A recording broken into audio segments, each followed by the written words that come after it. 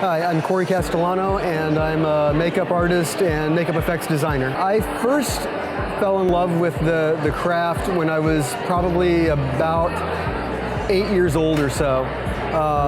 My father actually grew up in the era of the Universal horror films, and so as a child I always heard stories about Frankenstein, Dracula, the Wolfman, and Lon Chaney. So it kind of piqued my interest from an early age. 5 items that I can't live without. Probably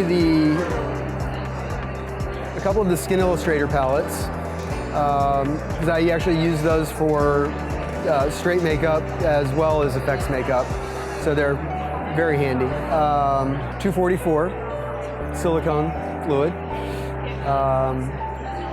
Ooh, that's a good question. That's only 2 things. I'm gonna have to come back to you on that, I think.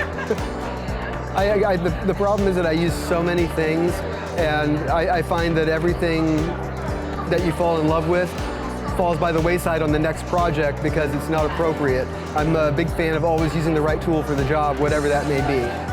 The most iconic makeup in my mind would be Dick Smith's Dustin Hoffman is in Little Big Man, the old age makeup. That's got to be right up there. Close second, and probably what roped me in at an early age was the Planet of the Apes makeups. Those were pretty influential at an early point in my life.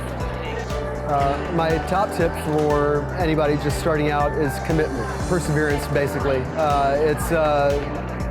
You're going to run into a lot of people who don't understand what you want to do, who won't get it, who will tell you that you're not going to make it, and you have to just stay committed to yourself and to your dream and persevere.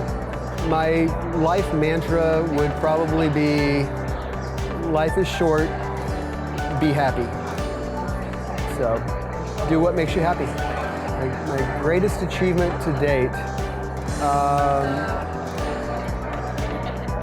probably my greatest achievement so far is the work that I did on a TV show called Sleepy Hollow.